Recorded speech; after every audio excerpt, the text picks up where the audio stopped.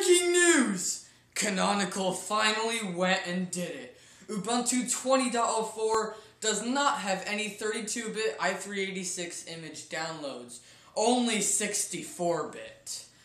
Which leads many people to the question,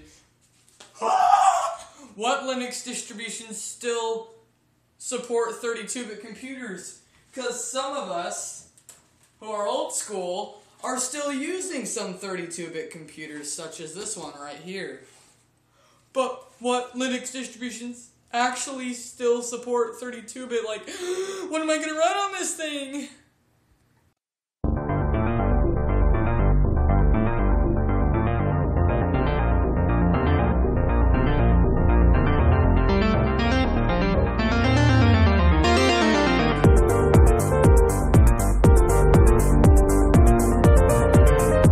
Before we begin, please make sure to subscribe so that you don't miss anything. I make awesome videos. Okay, so while Ubuntu 20.04 may not have 32-bit downloads available, Ubuntu 16.04 Xenozaris, however you're supposed to pronounce its code name, Ubuntu 16.04 has 32-bit images available for download. Ubuntu 18.04 is a little bit trickier. It does support 32-bit, although it runs on GNOME 3 instead of Unity, so if you have an old low-spec 32-bit computer, it might not run 18.04 very well, because GNOME 3 is a pretty heavy desktop environment. But, while Ubuntu 18.04 may support 32-bit, there are no images for it on the downloads. You'll have to install 16.04 and then upgrade from 16.04 to 18.04. So it is kind of a hassle, but hey, at least they still have it. Ubuntu 16.04 is still supported till 2021. However, 2021 is not a used by date. You can still use it after, you just won't receive security updates or any updates to any packages. Repositories will be outdated, and so will security. But you can still use it, you know, like, there are probably some people out there who still use Ubuntu 12.04 LTS. I still use 14.04 LTS, and even though that's technically not supported anymore. However, there is extended support maintenance, which I do have. If you become an Ubuntu Advantage member, go to the Ubuntu website, I think, ubuntu.com, it will tell you more about it. If you are an Ubuntu Advantage member, Ubuntu 14.04 will get security updates until 2022. Only security updates. Only security updates. And you have to become an Ubuntu Advantage member and then sign on your computer running Ubuntu 14.04 LTS. And then that will work. Same thing that's going to happen with Ubuntu 16.04. When it goes out in 2021, it will get security updates, extended security maintenance, until 2024. Same with Ubuntu Bionic until 2028. Alright? Now, enough about Ubuntu. Let's go over Linux Mint. Now, just Linux Mint's based on Ubuntu, right? So, if Ubuntu discontinued 32-bit, how is Linux Mint going to make a 32-bit if their base doesn't have a 32-bit? Well, the answer is they're not. They've also dropped 32-bit support too with Linux Mint 20. However, just as the same deal with Ubuntu, Linux Mint 19.3, 19.2, and 19.1 and 19 are still supported until 2023. So you could get 32-bit 32-bit Linux Mint 19.3 and just use that till 2023 or even longer. For example, I am using Linux Mint 19.3 XFCE. It runs really nicely on my computers. Alright, now the same kind of deal with Ubuntu. Now, a lot of us know Lubuntu, not to be confused with Ubuntu, Lubuntu, or the L at the beginning stands for LXDE Ubuntu, or LXQT. So, Ubuntu 18. Lubuntu 18.04 and below use LXDE desktop environment. So it's pretty much known as the lightest desktop environment available for Linux, and Lubuntu 20.04 uses LXQT, which LXQT is basically a mashup of KDE and LXDE put together. It's basically a mashup of both of those. Debloated KDE, pretty much. Alright, so, yeah, Lubuntu 18.04 and below still have 32-bit and are still supported until 2023. Same kind of deal with Linux Mint and Ubuntu.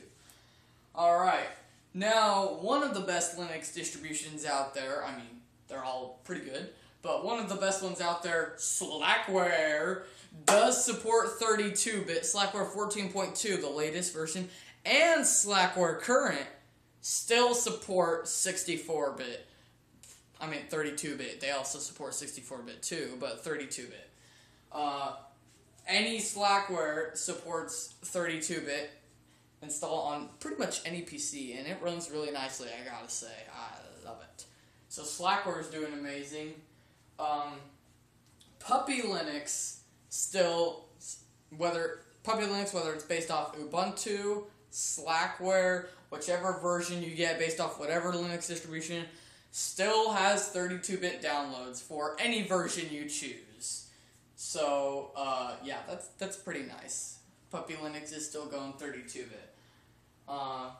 Peppermint, which is another lightweight Linux distribution, kind of similar to Lubuntu. A lot of people, like Lubuntu and Puppy Linux, have a good reputation of being really lightweight for older computers. Peppermint is one of those Linux distributions. Being based off Ubuntu, Peppermint, the latest version of Peppermint, which is Peppermint 10, still supports 32-bit. So Peppermint still supporting 32-bit at the latest version, so that is awesome. And also Debian. Debian 10 still supports 32-bit. And a lot of it may be a misconception thinking, well, if Ubuntu stopped 32-bit, then if their base is Debian, then doesn't that mean Debian stopped if Ubuntu's not doing it anymore? No, Canonical just decided they don't want to do 32-bit anymore, and Debian is still going 32-bit, and I assume they will for a long time. At least another 5 years minimum. Now, CentOS still supports, CentOS and Red Hat to be specific, still support 32-bit, CentOS 7 and older. CentOS 7 and 6 are still supported, so you can get, I'm using CentOS 6, but you could get CentOS 7 if you want. 6 and 7 are still supported, and they have 32-bit downloads. However, CentOS 8 does not. So, yeah, and another one is OpenSUSE. Now, there are kind of two things of OpenSUSE. There's OpenSUSE Leap and OpenSUSE Tumbleweed, okay? Now, OpenSUSE Leap no longer supports 32-bit. However, OpenSUSE Tumbleweed supports 32-bit. That's saying i386 and i486 are not supported. You must have a i586 or i686 32-bit processor. But that still supports most 32-bit processors. Most people who still have 32-bit computers, they're probably i686. Mine are all i686. Maybe i586. But almost nobody still has i386 anyway, so that's perfect. And then Arch Linux does the same thing. There's Arch Linux 32. So Arch Linux, the company that makes Arch Linux, which is Arch Linux, I think, still, whoever makes Arch Linux, they discontinued 32-bit. However, there is a 32-bit continuation of Arch Linux called Arch Linux 32. could get there going to archlinux32.org. Basically, it's Arch Linux ported to i686 only. Yeah, so i686 only for Arch Linux, i586 and i686 only for OpenSUSE, and everything else is just pretty much any 32-bit processor.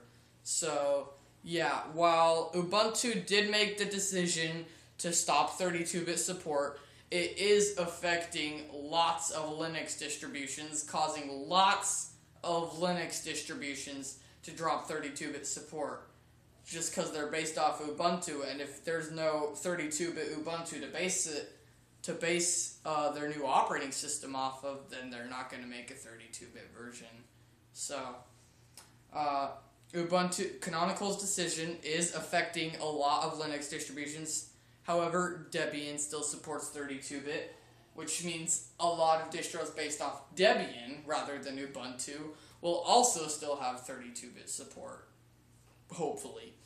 Well, anyway, thank you guys so much for watching this video. Please make sure to subscribe if you haven't already. I look forward to seeing you guys next time, but that's it for today.